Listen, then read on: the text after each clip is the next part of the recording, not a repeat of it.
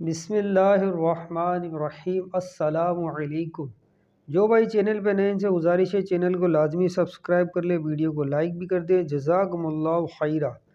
حضرت ابراہیم علیہ السلام اور 4 پرندوں کو زندہ کرنے کا ایمان افروز قرآنی واقعہ۔ سورۃ البقرہ آیت نمبر 260، ترجمہ کنز الایمان۔ اور جب عرض کی ابراہیم نے، اے رب میرے، مجھے دکھا دے تو کیوں کر مردے جلائے گا؟ فرمایا، کیا تجھے یقین نہیں؟ عرض کی، یقین کیوں نہیں، مگر یہ چاہتا ہوں میرے دل کو قرار آ جائے۔ فرمایا، تو اچھا 4 پرندے لے، اپنے ساتھ ہلا لے، پھر ان کا ایک ایک ٹکڑا ہر پہاڑ پر رکھ، پھر انہیں بلا، وہ تیرے پاس چلے آئیں گے پاؤں سے دوڑتے، اور جان رکھ اللہ غالب حکمت والا ہے۔ تفسیر سراۃ الجنان۔ حضرت ابراہیم علیہ السلام اور 4 پرندے۔ مفسرین نے لکھا ہے کہ سمندر کے کنارے ایک آدمی مرا ہوا پڑا تھا۔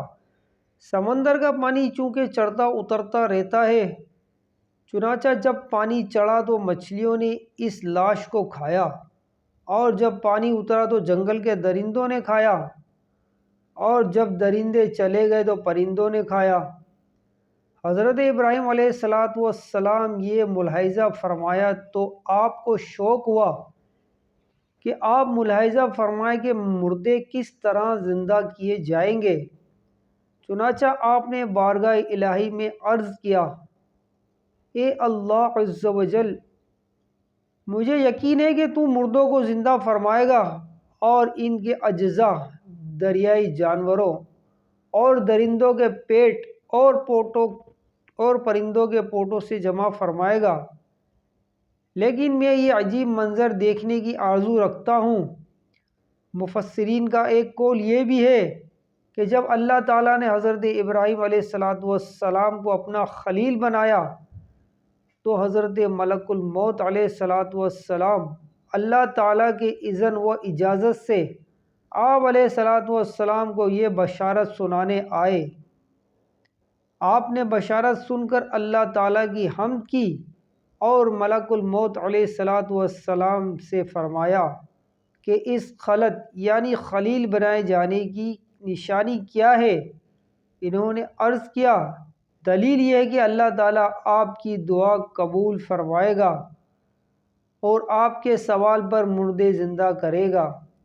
تب آپ نے یہ دعا کی، اے اللہ عز و جل، مجھے دکھا دے کہ تو مردوں کو کس طرح زندہ کرتا ہے۔ اللہ تعالیٰ نے فرمایا، کیا تمہیں اس پر یقین نہیں؟ اللہ تعالیٰ عالم الغیب والشہادات ہے۔ اسے حضرت ابراہیم علیہ السلام کے کمال ایمان و یقین کا علم ہے۔ اس کے باوجود یہ سوال فرمانا کہ کیا تجھے یقین نہیں، اس لیے ہے کہ سامعین کو سوال کا مقصد معلوم ہو جائے، اور وہ جان لے کہ یہ سوال کسی شک و شبہے کی بنا پر نہ تھا۔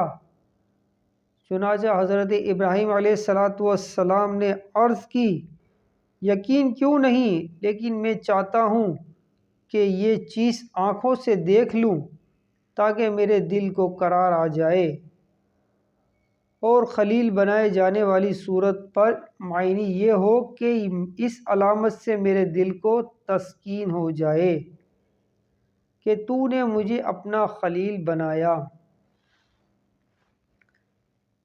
حضرت ابراہیم علیہ السلام کی فرمائش پر حکم خداوندی ہوا کہ تم 4 پرندے لے لو اور انہیں اپنے ساتھ خوب مانوس کر لو، پھر انہیں ذبح کر کے ان کا کیمہ آپس میں ملا کر مختلف پہاڑ پر رکھ دو، اور پھر انہیں آواز دو، ان میں ہر ایک اپنی پہلی والی شکل و صورت بن کر تمہارے پاس آ جائے گا۔